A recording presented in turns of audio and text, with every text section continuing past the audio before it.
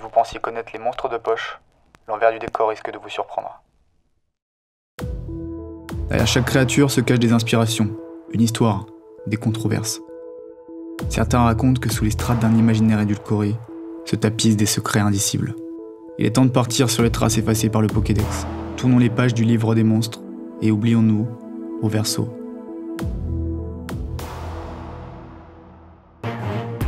L'an 2000. Fini l'époque où les Power Rangers, de petites bestioles viennent de débarquer et sont dans la tête de tous les gamins. Les Pokémon sont partout. Game Boy, télé, jeux de cartes à collectionner, figurines, peluches. Et puis il y a l'album Merlin, véritable relique de la Pokémania. En ouvrant cet album page 43, on remarque un détail surprenant. Canartichaud se trouve aux côtés de Dodio et Dodrio, comme si les trois Pokémon appartenaient à une même famille.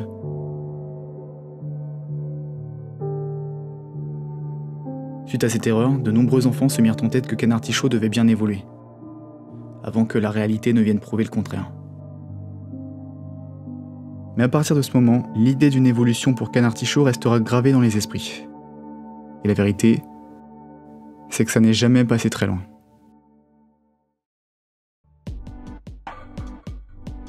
Ce n'est pas un mystère, Canartichaud est un canard. Mais à quelle espèce précise le Pokémon fait référence? C'est une autre question. Le terme camo renvoie au canard sauvage, dont l'espèce la plus répandue est le canard colvert, appelé aussi malard, qu'on trouve pratiquement partout dans le monde. Cette espèce apprécie les eaux calmes, vit dans les roseaux et les hautes herbes. La version jaune affirme que Canartichaud vit aussi dans les roseaux. Pourtant, le plumage typique du colvert ne semble pas vraiment correspondre au Pokémon. Canartichaud tire en fait ses couleurs du jeune canard colvert. Lors de leur croissance, les canetons n'ont pas encore le col vert, mais affichent des ailes brunes et le poitrail blanc. Enfin, on leur remarque une barre sur les yeux, qu'on retrouve à travers les sourcils froncés du Pokémon. Alors, si la créature fictive s'apparente à un caneton, pourquoi l'avoir maintenu à un stade juvénile? Pour éclaircir ce point, il faudrait connaître l'importance qu'attachent les développeurs à Canartichaud. Ce qui nous amène à Tokyo en 1996. Dans les locaux de Game Freak, un jeune Français de 20 ans esquisse quelques motifs sur un tableau blanc. Derrière lui, 10 Japonais écoutent ses explications en silence. Cela fait plus d'1 an que Julien Bardakov multiplie les allers-retours au Japon. S'il travaille principalement depuis l'Hexagone, il doit se rendre sur place pour convaincre le personnel de Game Freak d'adopter les noms français de Pokémon qu'il propose. Fatigué et sans conviction, le jeune traducteur se retourne vers son jury et s'attend à voir sa proposition rejetée. Canartichaud est peut-être l'une des dernières traductions que j'ai proposées parce que ce n'est pas un Pokémon important dans les jeux. À ce moment, on n'en pouvait plus, et je voulais rentrer chez moi. Qu'est-ce qu'on pouvait encore trouver comme blague avec canard? Qu'est-ce qui commence par A? Canarthrose? Canartichaud? Ah, voilà, Canartichaud. Parfait. Face à lui, les Japonais sont dubitatifs. Pourquoi cette traduction? Fatigué, Julien répond du tac au tac. Parce que Canartichaud, c'est rigolo. Oui, je sais que ce n'est pas un artichaut qui va dans la bouche, mais c'est pareil, c'est vert et ça se mange. Les membres de Game Freak se jaugent un instant, avant de valider le nom et de passer au Pokémon suivant.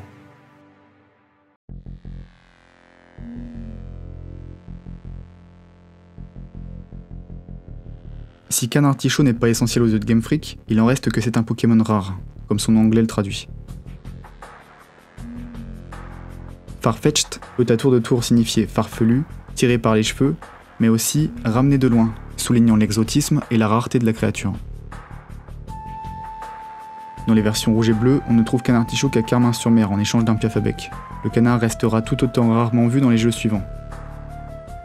L'épisode 49 relate que le Pokémon fut décimé à cause de sa chair délicieuse et qu'il est en voie d'extinction. Si le colvert s'adapte à la plupart des habitats et que l'espèce n'est pas en danger, l'extinction de Canartichaud dans l'anime souligne ici la portée écologique véhiculée par Pokémon. La pénurie de Canartichaud pourrait aussi venir du fait qu'autrefois, les Japonais ne mangeaient du canard qu'en hiver, au moment de sa migration. Mais la meilleure façon d'expliquer la rareté du Pokémon se trouve dans son nom original, Kamonegi en japonais. Kamo veut dire canard et Negi renvoie à la ciboule, une sorte d'oignon vert long.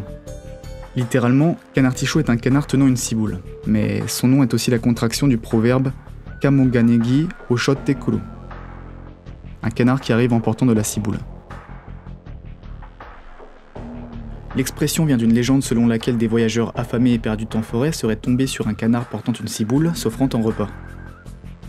Canard et ciboule étant les principaux ingrédients d'un bon ragoût. Le proverbe traduit quelque chose de rare, d'inattendu, mais de très appréciable. Dans les jeux, c'est une chance de pouvoir troquer son piaf-bec contre un canard tichot unique pour remplir son Pokédex. Cependant, l'expression japonaise cache un deuxième sens, venant contraster cette idée de coup de chance. Un canard s'offrant au repas revient à se jeter dans la gueule du loup. L'idiome se réfère alors aux personnes faciles à tromper. Au vu des faibles statistiques du Pokémon et sachant qu'il n'évolue pas, échanger son piaf-bec contre un canard tichot ne ferait-il pas du joueur un canard? C'est possible. À moins qu'à l'origine, les choses aient été pensées différemment.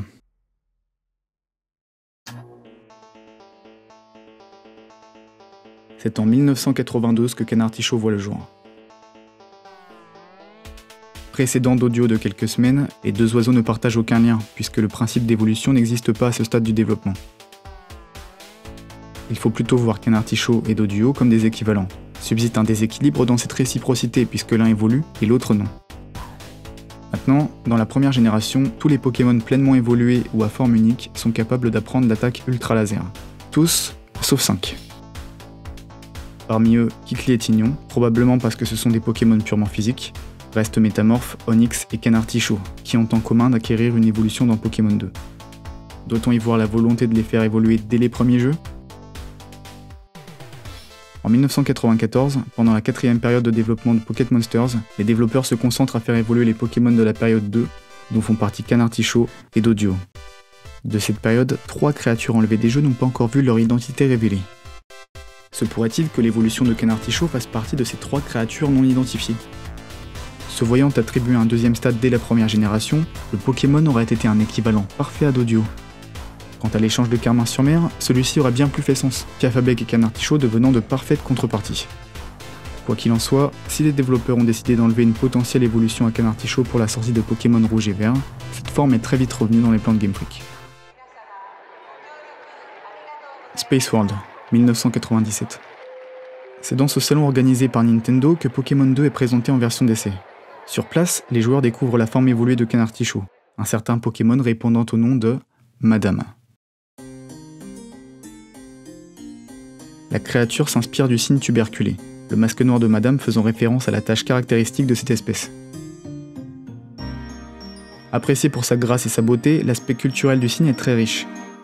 L'histoire la plus connue reste sans doute celle du vilain petit canard de Hans Christian Andersen. Rejeté et banni par les autres canards pour son aspect atypique, le Canton finit par découvrir qu'il est en fait un cygne majestueux. On peut mettre cette histoire en parallèle avec Canard Tichot et Madame. Le premier, dédaigné et présenté comme un Pokémon faible, finit par se transformer en un cygne plein de grâce. Si le masque que porte Madame fait référence à la tache noire du cygne, il peut aussi renvoyer à un masque de bal. Le bal masqué fit son apparition au Moyen-Âge dans les hautes sphères sociales. D'origine française, le nom du Pokémon Madame souligne son lien avec l'aristocratie, la France étant associée à la noblesse, la beauté et l'élégance dans l'imaginaire japonais. C'est en 1715 que fut créé le bal de l'Opéra, souvent qualifié comme étant l'un des plus somptueux d'Europe. Moment fort du carnaval de Paris, ce bal se distinguait par son cadre luxueux et par l'excentricité des tenues des participants. De facto, le bal renvoie au ballet et à la danse. La ciboule tenue par Madame rappelle à la fois les cannes de dandy, mais aussi les bâtons de danse des cabarets. Madame serait donc un Pokémon de ballet? Cette théorie pourrait se confirmer avec l'épisode 49, centré autour de Canard Tichot. Sachant que la première saison a connu un arrêt de 4 mois à cause du choc Pokémon, l'épisode 49 diffusé en juin 98 aurait initialement dû paraître en février sur les écrans japonais.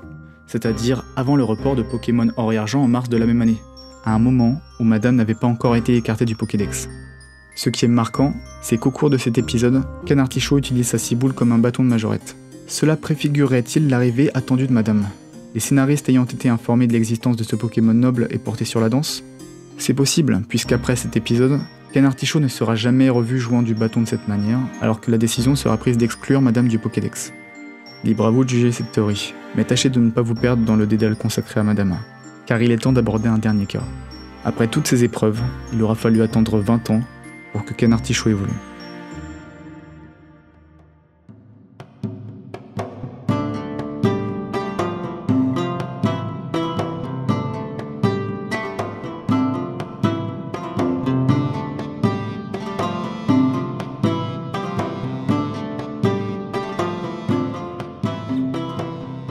Galar, une région calquée sur le Royaume-Uni. Directeur artistique sur les versions épée et bouclier, Il est possible que l'anglais James Turner ait joué avec le fait que la ciboule de canard artichaut ait longtemps été prise pour un poireau en Europe. En leur phase de recherche, les membres de Game Freak ont remarqué que les Anglais laissaient pousser les poireaux plus longtemps qu'au Japon, et que ceux-ci étaient bien plus gros que les poireaux et autres ciboules japonaises. Le légume du canard artichaut de Galar est si lourd que le Pokémon doit le traîner derrière lui. Mais restons concentrés sur l'Angleterre. Avant le XVIIIe siècle, les races de canards étaient peu répertoriées outre-Manche. On trouvait beaucoup de colverts avec différentes sous-espèces aux couleurs variées. Les colverts blancs étaient rares, mais particulièrement prisés, car leurs plumes servaient à rembourrer les oreillers. Vers 1690, à Aylesbury, on décida de faire un élevage de ces canards, ce qui eut pour effet de voir apparaître un canard domestique entièrement blanc. D'abord connu sous le nom d'English White, cette nouvelle engeance dérivée du colvert devint très populaire dans le commerce. L'artichaut s'apparente à ce canard d'Aylesbury, lui aussi issu du colvert, et affichant un blanc pur. Le nom original du Pokémon, Negiganaito, combine les termes Negi, ciboule en japonais, et Knight, chevalier en anglais, le tout sublimé par le préfixe Giga, portant en ses lettres un parfum de puissance et de grandeur. Le Pokémon porte un poireau démesuré lui servant de lance, une image trouvant écho dans l'histoire du pays de Galles. En effet, le poireau serait le symbole de ce pays depuis une illustre bataille ayant pris place dans un champ de poireaux. Saint patron du pays de Galles, David de Ménévie conseilla à ses hommes de se munir d'un poireau pour se distinguer de leurs assaillants saxons, ce qui assura une large victoire aux Gallois. Des chevaliers portant un poireau, c'est l'image même de Palartichaut. Prêt à garroyer, le Pokémon a son légume coupé en deux, une partie servant à attaquer et l'autre à se défendre. Ce qu'il faut préciser maintenant, c'est que le jeune canard artichaut présente des affinités martiales depuis les versions rouge et bleu, le Pokédex indiquant qu'il utilise l'oignon dans sa bouche comme une épée d'acier. Sans oublier que le caneton peut apprendre des attaques comme furie, lance-lame, tranche ou encore fauchage. Mais combattre avec une épée n'est pas suffisant pour élever canard artichaut au rang de chevalier. Au Moyen-Âge, la distinction était faite entre milites gregari, les milices de rang inférieur, et milites nobiles, les véritables chevaliers. Les archives de Galar indiquent d'ailleurs que c'est au terme de nombreuses batailles que canard artichaut peut enfin évoluer en Palartichaut. Pour devenir chevalier, il fallait dans la plupart des cas suivre une formation d'écuyer et surtout se faire adouber par un monarque, un prêtre ou un homme politique.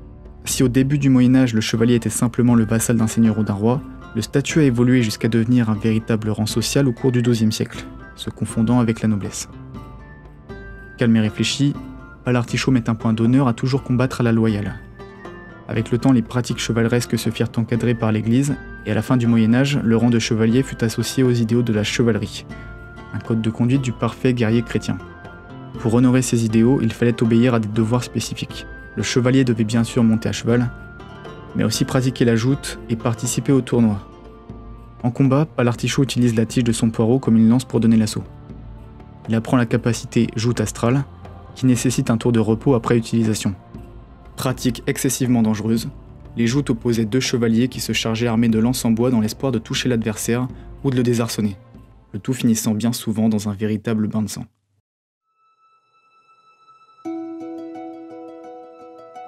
Les archives de Galar précisent que la silhouette de Palartichaut est si noble et gracieuse en combat que les peintres en font souvent le sujet de leurs tableaux.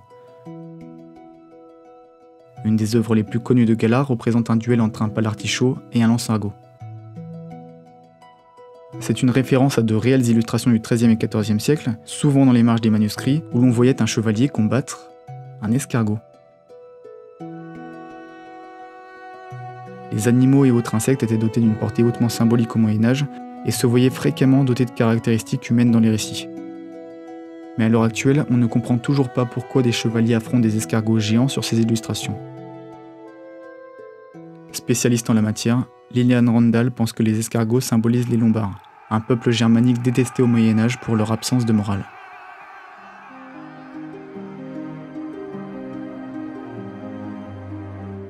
Comme abordé tout à l'heure, le chevalier devait répondre à des codes moraux, mais la chevalerie ne s'arrêtait pas seulement aux joutes.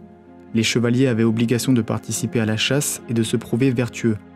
Ils devaient être des hommes de foi, charitables, justes, forts, modérés et loyaux. Les chevaliers étaient nobles au sens propre comme figuré. Dans le cas de Palartichaut, on peut rapporter cette grandeur à celle du canard d'Aylesbury, comme on a pu le voir. Mais il faut également citer les tares conséquentes à vouloir maintenir la pureté d'une lignée. Au début du XXe siècle, les canards d'Aylesbury ont commencé à se raréfier. Atteints de consanguinité, les maladies finirent par toucher l'espèce, entraînant l'arrêt presque définitif de son élevage face à l'arrivée du canard de Pékin, coûtant moins cher à entretenir. Il ne reste aujourd'hui plus qu'un seul élevage d'importance du canard d'Aylesbury au Royaume-Uni, en faisant un spécimen rare. Ce qui nous amène sur le dernier aspect de Pâle Artichaut. En allemand, le Pokémon s'appelle Laurcelot, un jeu de mots entre Laur, poireau, et Lancelot, célèbre chevalier de la table ronde. S'il existe bien une variété de poireaux appelé Lancelot, on s'intéressera surtout au chevalier de la table ronde et à ce qu'il incarne. Figure littéraire de premier plan, Lancelot est sûrement le chevalier le plus populaire du Moyen-Âge. Il se tient en marge de la société et erre sans but, suivant un chemin initiatique. En français, Pâle Artichaut est une référence intelligente à la traduction proposée par Julien Bardakov à la fin des années 90, confirmant bien que le Pokémon canard ne tient pas un artichaut, mais le plus intéressant dans le nom du Pokémon, c'est probablement le terme paladin. Si le paladin a d'abord désigné les chevaliers sacrés partant en croisade, ce terme a subi une évolution importante, faisant référence à un chevalier errant défendant la veuve et l'orphelin, ce qui nous ramène à Lancelot. Le personnage est d'ailleurs parfois mentionné comme le Blanc Chevalier, un terme qui renvoie au parangon des vertus chevaleresques qu'il incarne, mais aussi à son armure blanche. Les archives de Galar précisent enfin que le jour où le poireau de Pâle Artichaut se flétrit marque la fin de sa carrière de guerrier. Il se retire alors du champ de bataille définitivement. À la fin de sa vie, Lancelot connaît la folie et l'emprisonnement avant de se retirer dans un couvent. Une dernière pensée à Canartichaut, promis au destin tragique et reclus de chevalier errant, témoignant d'un sens moral inégalé depuis la version or. Il défend les plants de poireaux avec son bâton pour repousser tous les méchants pas beaux. Quelle interprétation vous semble la plus convaincante? Libre à vous de juger. Au verso. Merci d'avoir regardé cette vidéo. Si vous l'avez appréciée, je vous invite à la liker et à la partager. Je remercie aussi Nicolas de Stamnos Éditions qui a réalisé l'estampe de Pâle Artichaut contre les Lansargots que vous avez vu dans l'épisode. Il l'a faite à l'ancienne selon les techniques japonaises, en réalisant une gravure sur bois qu'il a passée sous presse. Vous pouvez vous en procurer un exemplaire sur son site, et étant donné qu'on a établi un petit partenariat, c'est aussi une façon de soutenir la chaîne. Les liens sont dans la description si ça vous intéresse. Là-dessus, moi je vous laisse, et on se dit à la prochaine.